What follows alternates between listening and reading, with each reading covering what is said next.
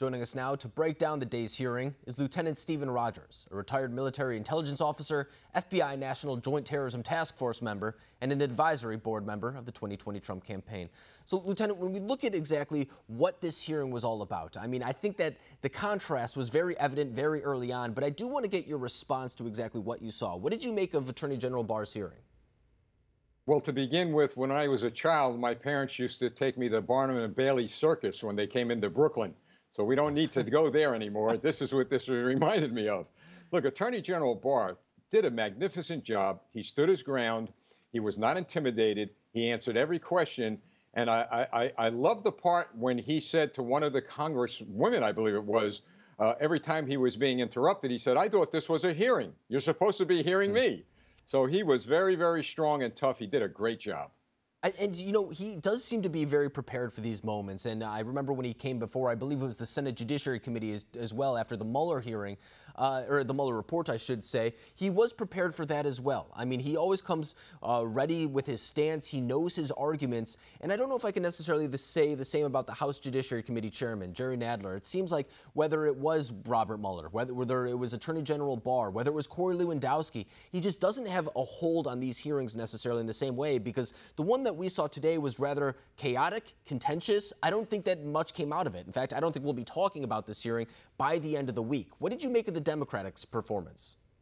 Well, I'll tell you, what came out of it was the fact that the American people were able to see, as you so articulately just said, the Attorney General in action, not just giving political rhetoric, but knowing his subject, answering back legal term from legal term.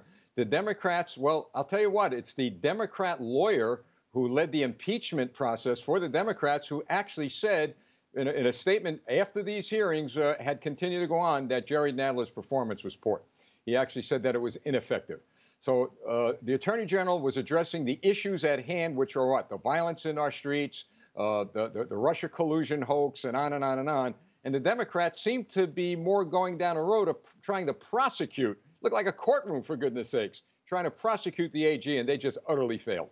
And I'm trying to look at this through an objective lens, too, because I think you're right about the Jerry Nadler thing. I mean, it just wasn't an effective argument in order to even try to get the sound bites, because I know that's what these hearings are about. They just want to get their sound bites a lot of the time. They know that the American people aren't necessarily watching 3 hours of the Attorney General coming in and answering these kind of insider baseball type of questions. But I don't think that the Democratic-led panel was even successful at getting that big sound bite that they wanted or anything like that, trying to use it as a campaign ad, which we know will be their effort somewhere down the road. And then on the Republican side, I have to give credit to Ranking Member Jim Jordan as well. I mean, what he does there, it is performative in a way, but he is very effective at getting his argument across, getting his narrative across, and to an extent, making Attorney General seem as if he was the victim to some degree being up there, because Attorney General Barr was standing up for police, he was standing up for order, and he was putting the Democrat panel in a position where they had to oppose what he was saying. What did you make of the Republican response?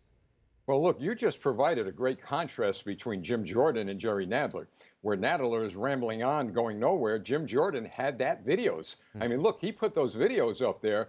You can't argue with what you're seeing. And was it Nadler that said this is a myth?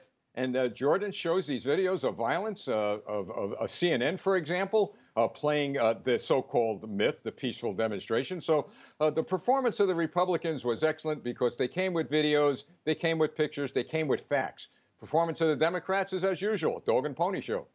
And I think that's an excellent point, because it's such a strange time that we're living in right now. In the Democrats' effort to be so anti-Trump, they're forcing themselves to take positions that no reasonable person really agrees with. I mean, nobody looks at what's going on in Portland and says, you know what, I'm okay with that coming into my community.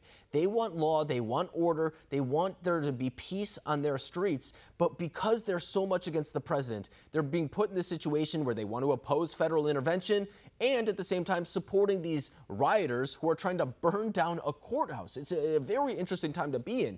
So where do we go from here? What is the future of law enforcement after this? Is this a debate that continues going into November? The debate will continue only because the Democrat socialists want it to continue. But after what we saw today, and we might see more of this, I believe law enforcement is strengthened, both from within the ranks and without. They now know without a doubt that there are people in government, namely the Republicans and the president and the Department of Justice, that are watching their backs. And let me add this. I think a lot of Democrats are scratching their heads over what they saw today, because what they saw, as you just so excellently articulated, is a party falling apart, grasping at straws to do anything to embarrass this president and to embarrass the Republican Party. Whereas you had, and you used this term, and you did it well, I'm glad I heard it, you used the term reasonable. What is reasonable in anyone's mind is what we saw the Attorney General state before the Democrats in this hearing, and that is to protect the people.